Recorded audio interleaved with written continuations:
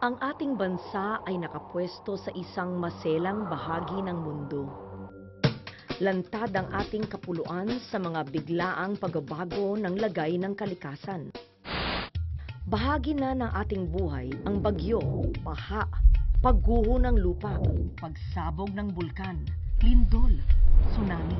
Karamihan sa mga biktima ay resulta ng mga sakuna na nangyayari dahil sa hindi pagsunod sa mga tagubiling pangkaligtasan.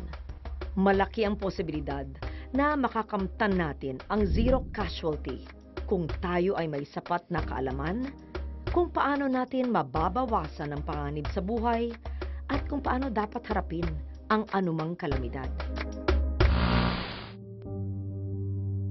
Responsibilidad natin sa ating mga sarili ang alamin kung paano maiwasan o mapaghahandaan ang pagsapit ng anumang kalamidad, kung paano sundin ang mga tagubili ng mga otoridad, at kung paano dapat mag-ingat